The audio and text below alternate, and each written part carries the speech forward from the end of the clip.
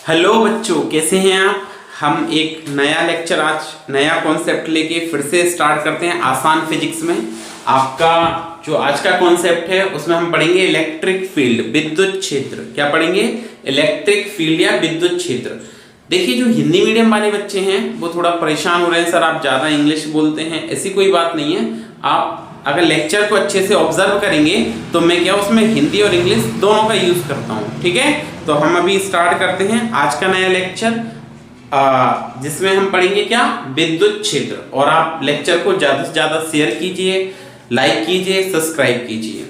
Okay, तो start करते हैं। इलेक्ट्रिक फील्ड, विद्युत क्षेत्र, इलेक्ट्रिक फील्ड। अगर हम बात करें कि इलेक्ट्रिक फील्ड या विद्युत क्षेत्र क्या होता है, ठीक है बेटा, नया कॉन्सेप्ट विद्युत क्षेत्र या इलेक्ट्रिक फील्ड के बारे में देखें हम कि ये क्या होता है। तो देखिए, this is the plus capital Q charge. Okay, and ये प्लस क्यू चार्ज है, इसके पास हमने क्यू नॉट चार्ज को रखा। तो देखा दोनों में कोई इंटरेक्शन एक्ट नहीं हो रहा है, there is no interaction takes place between the charges. तो हम देखते हैं दोनों आवेश में कोई अन्योन क्रिया नहीं होती है। क्या नहीं होता? अन्योन क्रिया नहीं होती है। हमने फिर क्या किया, इसको थोड़ा और पास लाए, इधर रख के देखा, again there is no interaction between the charges, इनमें फिर से कोई क्रिया नहीं हुई। फिर और पास लाए तो देखा कि एक पर्टिकुलर डिस्टेंस के साथ ये चार्जेस क्या करते हैं, ये क्यू नॉट जो चार्ज है वो क्या करेगा, इस पर एक फोर्स एक्ट करने लगता है, इस पर एक फोर्स लगाने लगता है। ये क्यू नॉट चार्ज जो है वो गिवन चार्ज पर, कैपिटल क्यू चार्ज पर क्या करता है, एक फोर्स या एक बल लगाने लगता है। कैसा? Repulsion, F। ठीक है, जैसे आप मैग्नेट में देखेंगे ना, ठीक उसी प्रकार से चुंबक में देखेंगे। आपने देखा होगा, मान लो दो चुंबक कितने दूर रखी है, कोई इनमें क्रिया नहीं होगी, कोई इंटरेक्शन नहीं होगा। और पास लाएंगे, देखेंगे देयर इज नो इंटरेक्शन। और पास लाएंगे तो इतने सेपरेशन पर लाएंगे जैसे ही आप, तो वो देखेंगे एक दूसरे को या तो अट्रैक्ट कर लेंगे या रिपेल कर देंगे, या तो आकर्षित कर लेंगे या प्रतिकर्षित कर देंगे। ठीक वही इसमें भी होता है, चार्जेस में भी होता है। तो इस रीजन से हम देखेंगे इतने पास लाने पर इनमें इंटरेक्शन होने लगता है, इनमें अन्योन क्रिया होने लगती है, बल लगने लगता है। ठीक है, तो अगर हम इसको इलेक्ट्रिक फील्ड को डिफाइन करें तो क्या होगा, द एरिया और the region surrounding any charge, the area और the region surrounding any charge in which a test charge can experiences force due to the given charge. क्या बताया? द एरिया और the region surrounding any charge in which a test charge can experiences force is called electric field। क्या बताया? किसी आवेश के चारों ओर एक ऐसा क्षेत्र, किसी आवेश के चारों ओर एक ऐसा क्षेत्र जिसमें स्थित परीक्षण आवेश पर, परीक्षण धनावेश पर या परीक्षण धनावेश एक बल का अनुभव करता है, उसको हम क्या कहते हैं? विद्युत क्षेत्र कहते हैं। उसको क्या कहते हैं? उस क्षेत्र को क्या कहते हैं? विद्युत क्षेत्र। ठीक है, क्या बताया? किसी परीक्षण आवेश के चारों ओर एक ऐसा क्षेत्र जिसमें, या किसी दिए गए आवेश के चारों ओर एक ऐसा क्षेत्र जिसमें परीक्षण आवेश एक बल का अनुभव करता है, उसको हम क्या कहते हैं? विद्युत क्षेत्र। बात समझ में? द एरिया और the region surrounding any charge in which a test charge can experiences force is called electric field. ठीक है, फिर देखिए बेटा, नेक्स्ट कॉन्सेप्ट है हमारा इलेक्ट्रिक फील्ड इंटेंसिटी। क्या है? Electric field intensity. तो नेक्स्ट कॉन्सेप्ट के बारे में जानते हैं हम, ये क्या होता है? Electric field intensity. Electric field intensity, विद्युत क्षेत्र की तीव्रता, विद्युत क्षेत्र की तीव्रता, इसको कहते हैं इलेक्ट्रिक फील्ड इंटेंसिटी या विद्युत क्षेत्र की तीव्रता। देखिए बेटा, ये क्या होता है? विद्युत क्षेत्र की तीव्रता क्या होती है? सो इलेक्ट्रिक फील्ड इंटेंसिटीज, हमने क्या देखा इस एक्सपेरिमेंट में, क्या देखा कि whenever a test charge is placed in the electric field of given charge then it always experiences a force. एक हमने परीक्षण किया और क्या देखा कि दिए गए आवेश के चारों ओर एक ऐसा क्षेत्र है जिसमें परीक्षण आवेश क्या करता है? बल का अनुभव करता है। क्या करता है? बल का अनुभव करता है। अब this test charge become very very small, इस कारण से test charge become very very small tends to zero. यहाँ पे जो टेस्ट चार्ज है वो बहुत छोटा होता है। टेस्ट चार्ज क्या होता है? वेरी वेरी स्मॉल चार्ज होता है, टेंड्स टू जीरो। तो हम क्या कहेंगे कि इलेक्ट्रिक फील्ड क्या होगी कि whenever a test charge is placed in the electric field of given charge, then it always experiences force. So the force experienced by unit positive charge in the electric field of given charge is called electric field intensity. क्या बताया? Electric field intensity क्या होगी? Wherever a test charge is placed in the electric field of given charge, then it always experiences force. So electric field की definition क्या होगी? Electric field intensity की electric field intensity की definition क्या होगी? The force experience by unit positive charge. क्या बताया?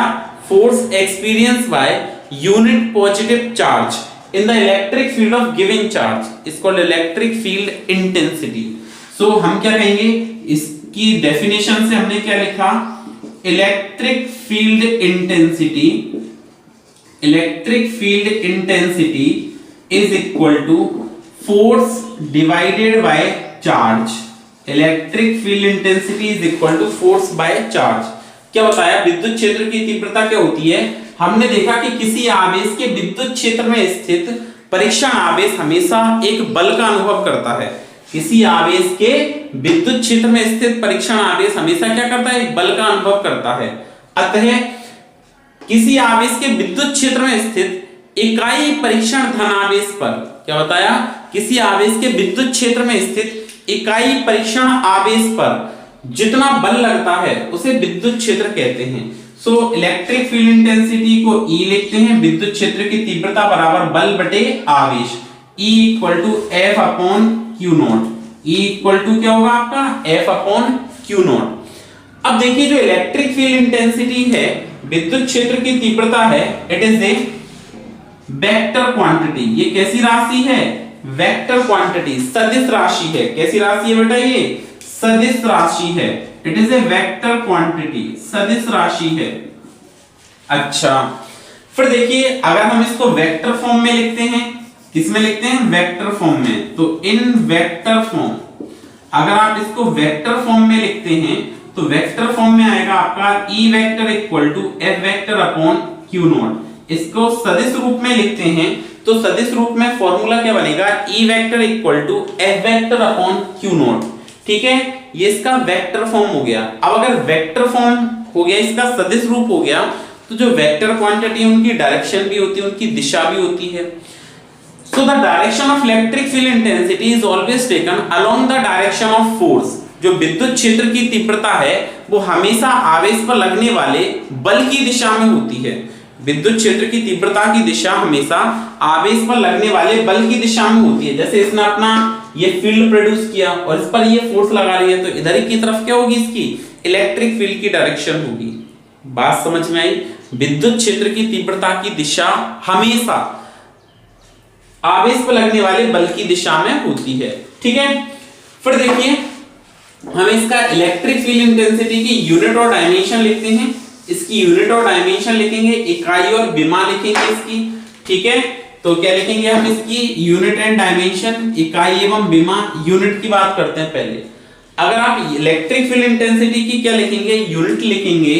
तो बेटा ये फॉर्मूला आया E equal to F divided by Q naught. So E equal to force की यूनिट क्या होती है? बल की इकाई क्या होती है? न्यूटन. क्या होगी बेटा? न्यूटन. डिवाइडेड बाय चार्ज की कूलाम. सो इसकी यूनिट बन गई आपकी क्या? न्यूटन पर कूलाम. किस सिस्टम में है? SI में है. CGS में अगर आप लिखते हैं तो न्यूटन की जगह क्या जाएगा? डाइन. और कूलाम को आप क्या लिखेंगे? State coulomb, ESU. ये किस सिस्टम में है? CGS में. ये बात समझ में आई? हमने इसकी यूनिट लिखी. अब अगर आप इसके डायमेंशन लिखते हो, विमा लिखते हो, क्या लिखते हैं हम? इसकी डायमेंशन लिखें, विमा लिखें, तो ये आ जाएगा आपका E equal to F upon Q naught. तो फोर्स की डायमेंशन क्या होती है? बल की विमा क्या होती है? mLt-2. चार्ज की क्या होगी? AT. तो आपकी इसकी डायमेंशन या विमा क्या बन गई? mL. T को ऊपर लिखेंगे तो T-3 A-1. ये आपकी इलेक्ट्रिक फील्ड इंटेंसिटी की यूनिट हो गई, डायमेंशन हो गई. क्या हो गई? इसकी इकाई हो गई और विमा हो गई. इतनी बात समझ में आ गई आपको? ये बातें क्लियर हुई? ठीक है, ये सारा कॉन्सेप्ट क्लियर हुआ. अब देखिए इससे इलेक्ट्रिक फील्ड जो है, इससे हम कुछ अच्छे कॉन्सेप्ट सीखने के लिए कुछ पॉइंट्स हैं जो मैं आपको नोट करने ये सारे, ठीक है, जो भी पॉइंट्स बताऊंगा वो सारे पॉइंट्स क्या करने हैं आपको नोट करते जाना है। बड़े ही इंपॉर्टेंट पॉइंट हैं।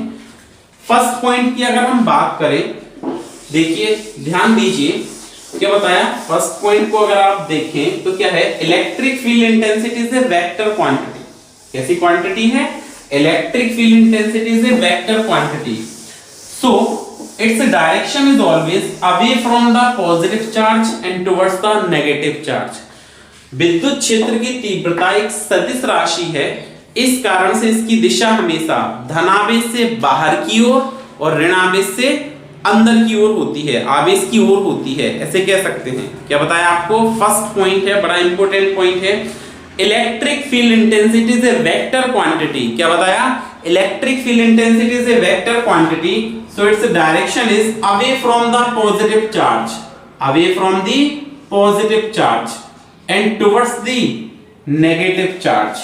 Electric field intensity is a vector quantity and its direction is always away from the positive charge and towards the negative charge। ठीक है, विद्युत क्षेत्र की तीव्रता एक सदिश राशि है एवं इसकी दिशा हमेशा धनावेश के कारण आवेश से बाहर की ओर और ऋणावेश के कारण आवेश की ओर होती है।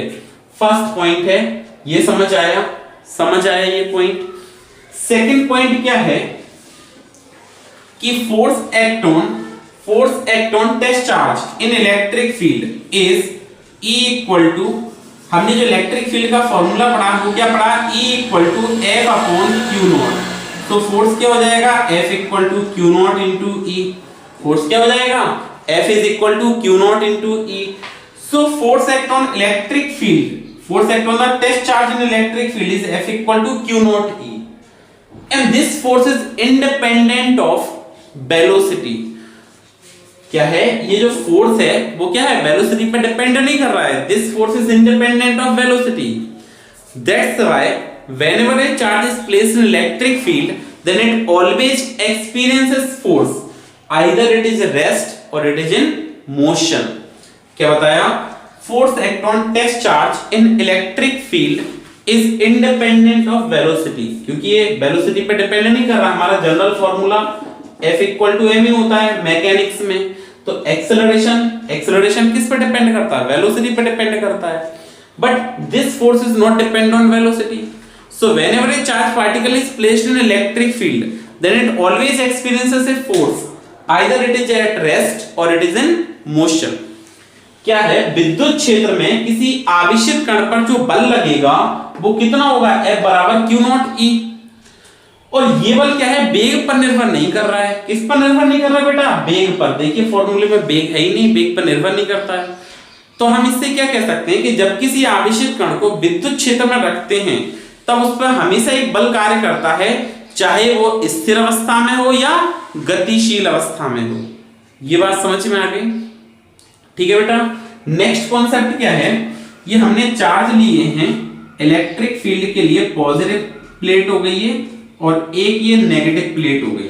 तो हमने क्या पढ़ा, इलेक्ट्रिक फील्ड इंटेंसिटी से vector quantity, electric field intensity vector quantity है and its direction is away from the positive towards the negative. लेकिन अगर पॉजिटिव और नेगेटिव चार्ज एक साथ आ जाए तो its direction is positive charge to negative charge. अगर विद्युत क्षेत्र एक धनात्मक और ऋणात्मक प्लेट के कारण बनाना हो तो इसकी दिशा धनावेश से ऋणावेश की ओर होती है। ये बात समझ में आई।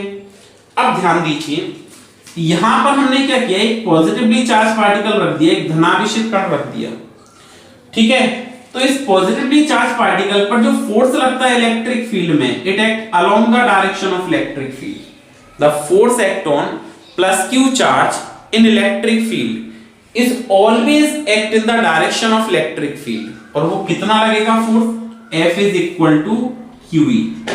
Force act on positively charge particle in electric field is always act in the direction of electric field, while the force act on negatively charged particle in electric field, ये negative charge particle is always act in opposite direction of electric field। Magnitude दोनों का same ही होगा, magnitude क्या होगा, same. बड़ा important point है ये भी काफी इंपॉर्टेंट पॉइंट है। आपको क्या बताया, कि फॉर ए पॉजिटिव और negative charge plate the direction of electric field is positive charge to negative charge and a charge particle plus q is placed in electric field, then force act on this plus q charge act in the direction of electric field, while the force and minus q charge act in opposite direction of electric field. जब भी किसी धनात्मक और ऋणात्मक पट्टिका को एक साथ रखें तो विद्युत क्षेत्र की दिशा धनावेश से ऋण आवेश की ओर होती है। कैसे होती है? धनावेश से ऋण आवेश की ओर होती है। अब इसमें हमने कोई धनावेशित कण रखा तो उस पर जो बल लगेगा वो विद्युत क्षेत्र की दिशा में कार्य करता है और ऋणावेशित कण पर लगने वाला बल विद्युत क्षेत्र के विपरीत दिशा में कार्य करता है। ये बात समझ में आ गई? ये बड़ा इंपॉर्टेंट पॉइंट है, आगे काम आएगा बेटा। ठीक है, एक और पॉइंट हम क्या लिखेंगे कि whenever a charge particle at rest produce only electric field. अगर कोई चार्ज पार्टिकल रेस्ट में रखा है कहीं तो वो केवल इलेक्ट्रिक फील्ड प्रोड्यूस कर सकता है। क्या बताया? A charge particle at rest produce only electric field. A charge particle in motion produces both electric field as well as magnetic field and accelerated charge particle produces electromagnetic waves. अब कोई charge particle है, अगर वो rest में है तो क्या करेगा? केवल इलेक्ट्रिक फील्ड प्रोड्यूस करेगा। क्या करेगा? इलेक्ट्रिक फील्ड प्रोड्यूस करेगा। अ चार्ज पार्टिकल इन मोशन, ये अगर किसमें है? मोशन में है। किसमें है?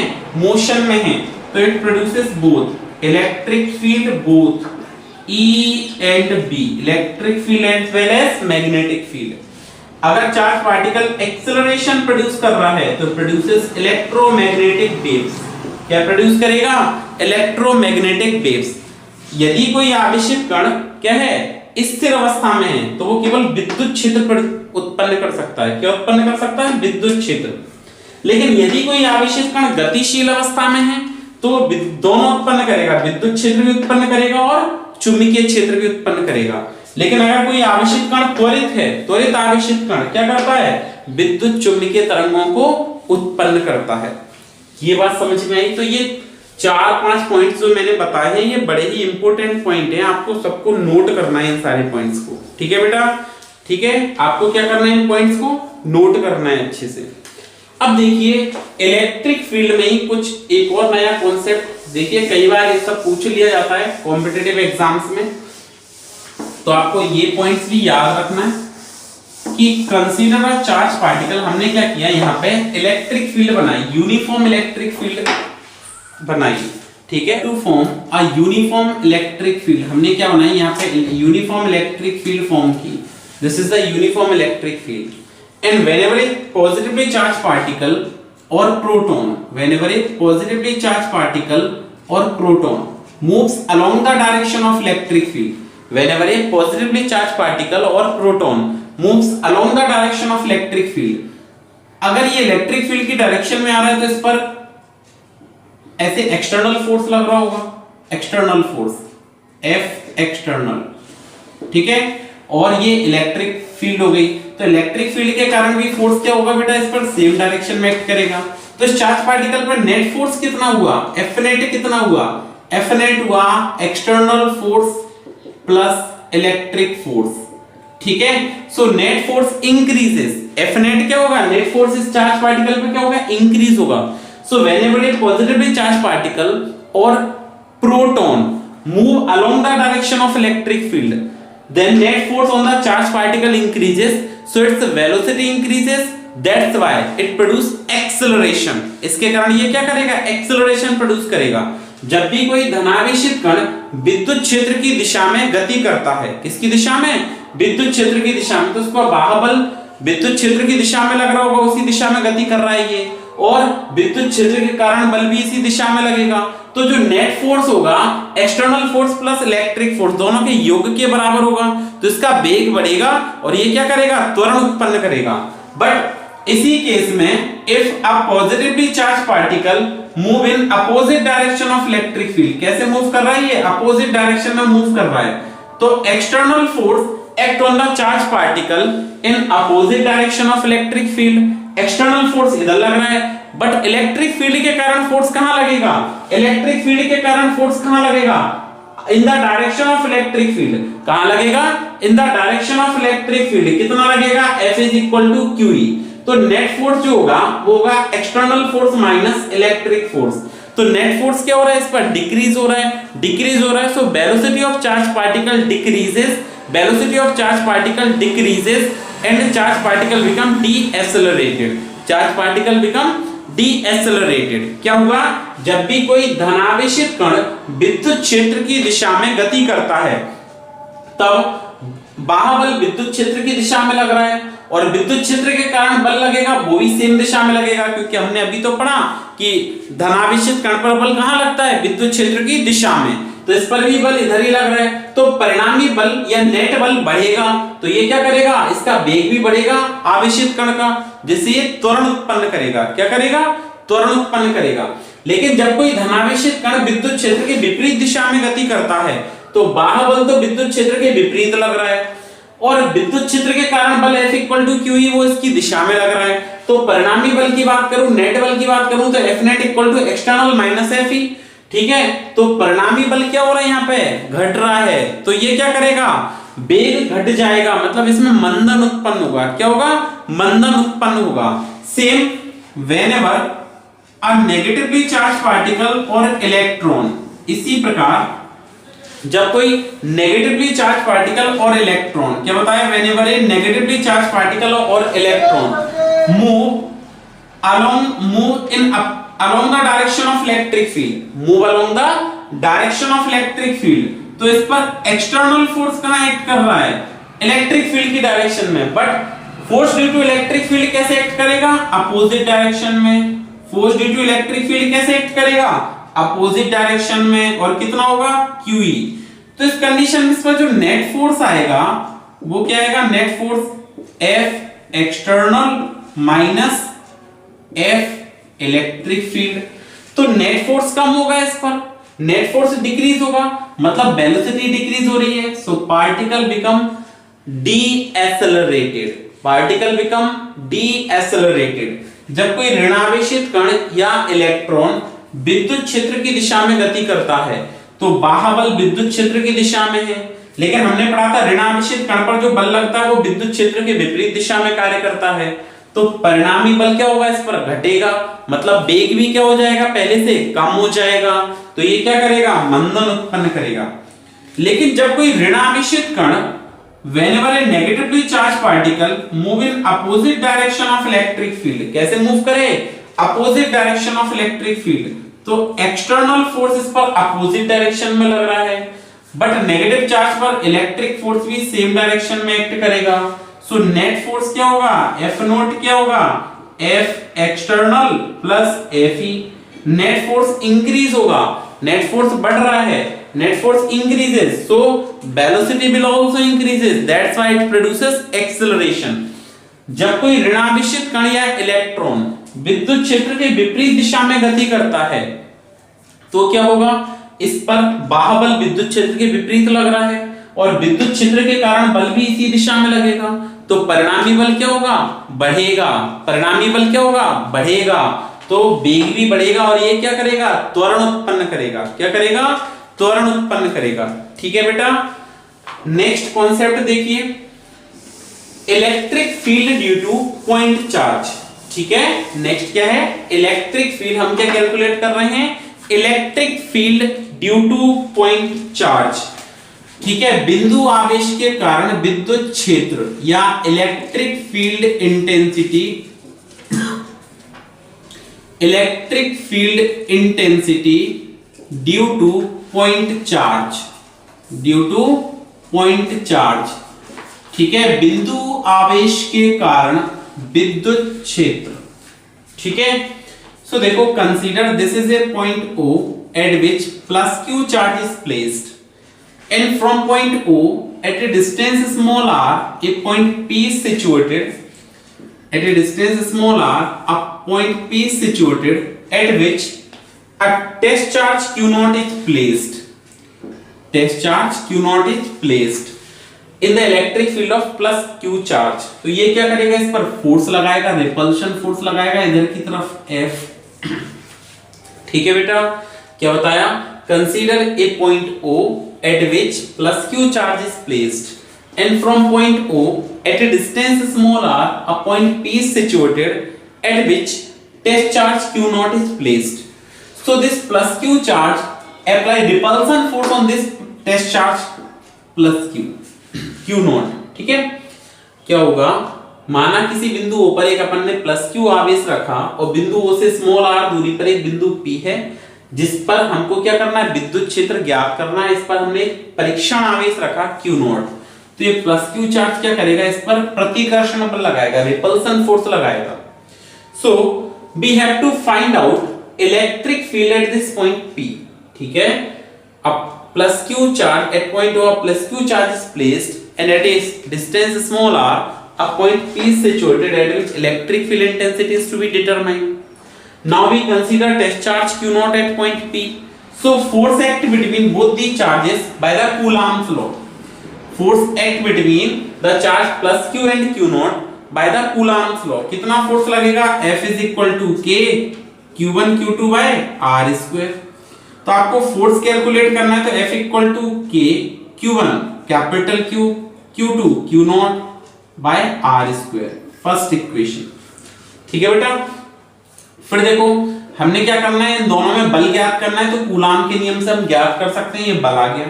By definition of electric field, by definition of electric field, विद्युत क्षेत्र की परिभाषा से या विद्युत क्षेत्र की तीव्रता की परिभाषा से, by definition of electric field intensity, electric field intensity, विद्युत क्षेत्र की तीव्रता की परिभाषा से हम क्या लिख सकते हैं, E is equal to F upon Q naught. Put value of F from equation 1. Put value of F, put value of capital F from equation 1. ठीक है, कैपिटल F का मान समीकरण 1 से रखने पर जैसे आप ये वैल्यू पुट करेंगे तो F क्या है, K capital Q naught by R square और इनटू Q नॉट। ठीक है बेटा, अब यहां पर क्या होगा, एक Q नॉट से Q नॉट कैंसिल हो जाएगा, तो फॉर्मूला क्या आ गया, KQ by R square, KQ by R square. This is electric field intensity due to this point charge at point P। ये प्लस Q आवेश के कारण बिंदु P पर विद्युत क्षेत्र की तीव्रता है। अब आप क्या करेंगे, यहाँ पे K की वैल्यू और पुट कर देंगे, इस K की वैल्यू पुट करेंगे तो K की वैल्यू क्या है आपके पास में 1/4 pi epsilon naught into Q by R square. K क्या होता है आपका 1/4 pi epsilon naught Q by R square. ये प्लस Q चार्ज के कारण इस पॉइंट P पर इलेक्ट्रिक फील्ड है। बट ये चार्ज को अगर आप किसी मीडियम में रख दें, ये कब एप्लीकेबल है, फॉर एयर और वैक्यूम। इन मीडियम आपने पढ़ा था कूलॉम्स लॉ में, हमने पढ़ाया था, क्या मीडियम में होगा तो ये फॉर्मूला क्या हो जाएगा, 1/4 pi epsilon naught epsilon r Q by R square. याद कीजिए एप्सिलॉन r को अपन कहते थे डाइलेक्ट्रिक कांस्टेंट, परावैद्युतांक, तो ये माध्यम में विद्युत क्षेत्र की तीव्रता है। ये बात समझ में आ गई, ये समझ आया। अब हमने ये कैसे फॉर्म में निकाला, फॉर्मूला कैसे फॉर्म में कैलकुलेट किया है, स्केलर फॉर्म में। किस फॉर्म में, स्केलर फॉर्म में कैलकुलेट किया है। अगर आपसे यही फॉर्मूला वेक्टर फॉर्म में पूछे, किस फॉर्म में पूछे, वेक्टर फॉर्म में, तो हम इसको वेक्टर फॉर्म लिख देते हैं यहां पे, इन वेक्टर फॉर्म सदिश रूप में, इन वेक्टर फॉर्म सदिश रूप में क्या होगा, E vector is equal to KQ by R square. अब ये पूरी क्वांटिटी कैसी है, स्केलर है, सदिश रूप में लिखेंगे तो ये पूरी राशि कैसी है, अदिश है। तो हम डायरेक्शन लेंगे इसकी, क्या लिखेंगे, अलोंग OP, क्या लिखेंगे, अलोंग OP वेक्टर, क्या लिखेंगे, OP वेक्टर के अनुदिश, क्योंकि मैंने बताया था विद्युत क्षेत्र की तीव्रता सदिश राशि है और इसकी दिशा हमेशा कैसे होती है, बल की दिशा में होती है। कैसे होती है, बल की दिशा में होती है, तो इधर ही इसकी इलेक्ट्रिक फील्ड की डायरेक्शन होगी अलोंग OP। अब किसी भी स्केलर को हमने पढ़ा था, अगर वेक्टर में कन्वर्ट करना है, किसी स्केलर को किस में कन्वर्ट करना है, वेक्टर में कन्वर्ट करना है, तो उसमें आप क्या करेंगे, यूनिट वेक्टर से मल्टीप्लाई कर देंगे, क्या करेंगे, इकाई सदिश से गुणा कर देंगे, किससे गुणा कर देंगे, इकाई सदिश से गुणा कर देंगे, यूनिट वेक्टर से मल्टीप्लाई कर देंगे, तो हमने कर दिया। अब ये किस में कन्वर्ट हो गया, वेक्टर में कन्वर्ट हो गया। किस में कन्वर्ट हो गया, सदिश रूप में बदल गया। अच्छा, फिर देखिए आप इस यूनिट वेक्टर की डायरेक्शन लिखें अगर, या यूनिट वेक्टर का फॉर्मूला लिखें, तो यूनिट वेक्टर का फॉर्मूला क्या होगा, R cap equal to R vector upon mod of R vector. क्या होगा, R cap equal to R vector upon mod of R vector. तो ये फॉर्मूला क्या बना, E vector equal to K Q by are square into R vector upon mod of R vector. अब मैंने बताया था आपको कि अगर कभी भी हम किसी वेक्टर का मोड निकालते हैं तो वो स्केलर के इक्वल होता है। Mod R vector is similar to R, mod R vector is similar to R. तो आप इसको कैसे लिख सकते हैं, E vector is equal to K Q by R vector का होल क्यूब और मल्टीप्लाइड बाय आर वेक्टर। ये आपका कौन सा फॉर्म हो गया, वेक्टर फॉर्म हो गया। और आप देखें k को आप क्या लिख सकते हैं, 1/4 pi epsilon naught q upon mod r vector whole cube multiplied by r vector. ये आपकी इलेक्ट्रिक फील्ड इंटेंसिटी आ गई, विद्युत क्षेत्र की तीव्रता आ गई ड्यू टू पॉइंट चार्ज। अब एक बात और देखें, यहां मैं इस प्लस क्यू चार्ज की जगह ये चार्ज कह दूं माइनस क्यू है। ये चार्ज कैसा है, नेगेटिव चार्ज है, माइनस क्यू चार्ज है। और अगर ये माइनस क्यू चार्ज है तो आपसे पूछे कि इलेक्ट्रिक फील्ड बतलाइए, तो सेम आएगी, फॉर्मूला सेम आएगा, but due to this minus Q charge the direction of electric field is along P O. कैसे होगा, पीओ, ठीक है ना, क्योंकि इसको अट्रैक्ट करेगा तो फोर्स भी इधर हो जाएगा, तो अलोंग पीओ वेक्टर। अगर ये धनावेश की जगह हम क्या कर दें, यहाँ पे बिंदुओं पर ऋणावेश रख दें और आपसे कहेंगे विद्युत क्षेत्र की दिशा बताओ, तो वो किधर होगी, P से O की ओर होगी। किधर होगी, P से O की ओर होगी। ये बात समझ में आ गई। अब देखिए, अगर आपको यहां पर इनमें जो आपको इलेक्ट्रिक फील्ड इंटेंसिटी आई है वो हमारी क्या आई, KQ अपॉन आर स्क्वायर।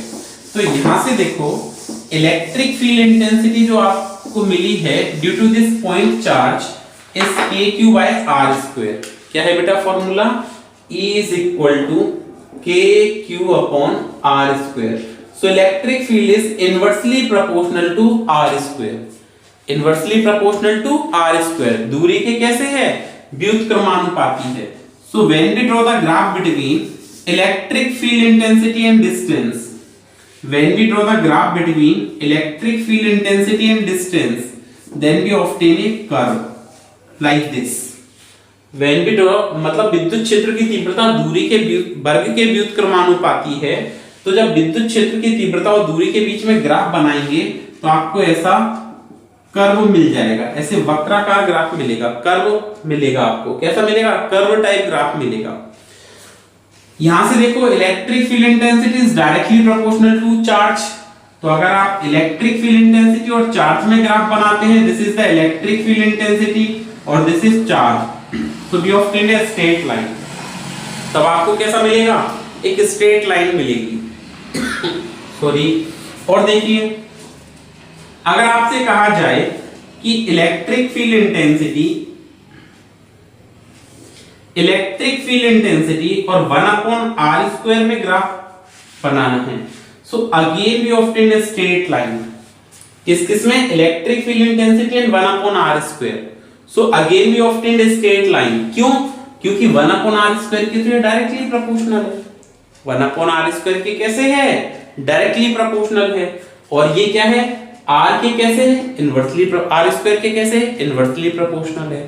तो आपको इस टाइप के ग्राफ मिलेंगे, ठीक है बेटा। Next topic is electric field intensity due to system of charges. Next topic क्या है हमारा, electric field intensity due to system of charges. जैसा हमने फोर्स में पढ़ा था, due to system of charges.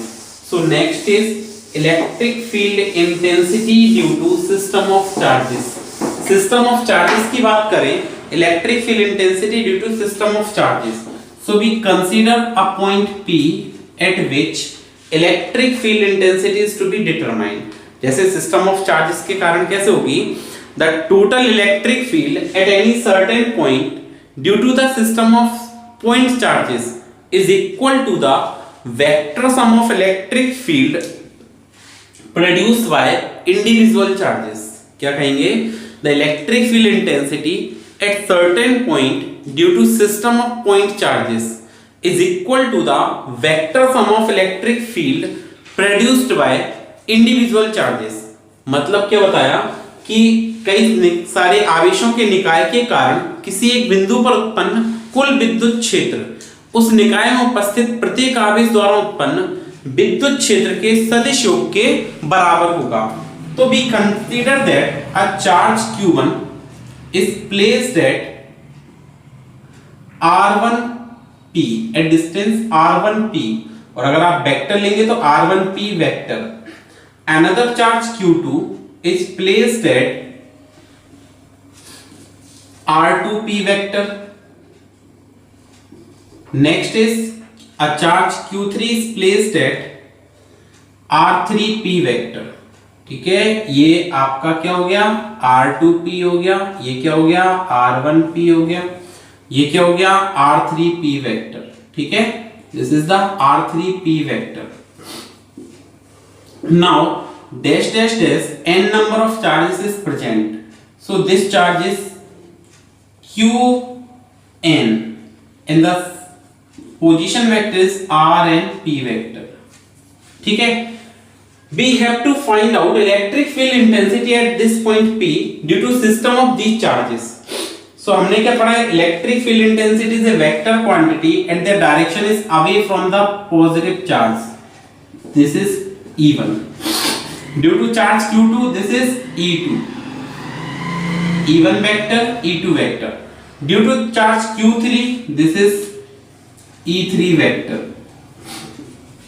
Dash dash dash, now this is charge Qn, so this is En vector. So resultant electric field at this point P due to system of these charges is, this is the E. Net electric field is E due to this system of charges। ठीक है, we have to find out this net electric field E vector। So now the resultant electric field at this point P, ऐसे dash dash dash P हम calculate कर सकते हैं यहाँ पे ऐसे। So net electric field at this point P is E vector equal to E1 vector plus E2 vector plus E3 vector plus dash dash dash En vector। Okay, the net electric field intensity बिंदु P पर परिणामी विद्युत क्षेत्र E1 plus E2 plus E3 dash dash dash En।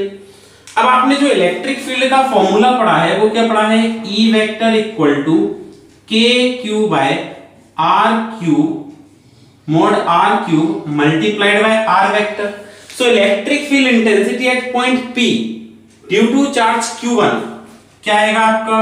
E vector equal to K Q1 divided by mod R1P vector का whole cube multiplied by R vector 1P plus E2 के लिए calculate करेंगे आप तो K Q2 divided by mode. देखिए ये Q1 charge के कारण इलेक्ट्रिक फील्ड हो गई, ये Q2 के कारण होगी R वेक्टर 2P का whole cube multiplied by R vector 2P plus similarly Q3 के लिए आप क्या कैलकुलेट करेंगे? K Q3 divided by mod R3P vector का cube multiplied by R3P vector plus dash dash dash last term आपका क्या आएगा? K Qn divided by mod R vector NP का whole cube multiplied by R vector NP। अब आपने ये vector form पढ़ा था, वहां से हमने लिखा है इसकी पोजीशन वेक्टर R1P है, इसकी R2P है, R3P है। नाउ क्या कॉमन है बेटा इसमें से? K कॉमन है तो आप क्या लिखेंगे? E is equal to K और आपका ये क्या आया? Q1 divided by mod R1P vector का whole cube multiplied by R1P plus second term क्या आएगा? Q2 divided by R2P vector का whole cube multiplied by r vector 2p plus next term क्या आएगा q3 divided by mod r3p vector का whole cube multiplied by r vector 3p plus dash dash dash last term आएगा qn divided by mod r vector np का whole cube और multiplied by r vector np। ठीक है, आप इसको ऐसे भी लिख सकते हैं E vector equal to k को लिखा 1/4 pi epsilon naught sigma I is equal to 1 से I equal to n QI divided by R vector IP whole cube और multiplied by R vector IP। This is the formula. फिर से ध्यान दें, क्या पढ़ा, ये सिस्टम ऑफ चार्जेस है। इस सिस्टम ऑफ चार्जेस के कारण आपको क्या करना है, इस पॉइंट P पर इलेक्ट्रिक फील्ड कैलकुलेट करनी है। So the total electric field due to the system of charges at point P is equal to the vector sum of electric field produced by individual charge. इस बिंदु P पर इन सभी आवेशों के निकाय के कारण कुल विद्युत क्षेत्र की तीव्रता प्रत्येक आवेश के कारण उत्पन्न विद्युत क्षेत्र की तीव्रता के सदिश योग के बराबर होती है। तब हमने माना कि किसी निकाय में Q1 Q2 Q3 dash dash dash Qn आवेश बिंदु P के सापेक्ष R1p vector R2p vector R3p vector dash dash dash Rnp vector पर स्थित हैं। क्या consider in any system n charges having value Q1 Q2 Q3 dash dash dash Qn is situated with respect to point P at position vector R1p vector R2p vector R3p vector dash dash dash Rnp vector respectively.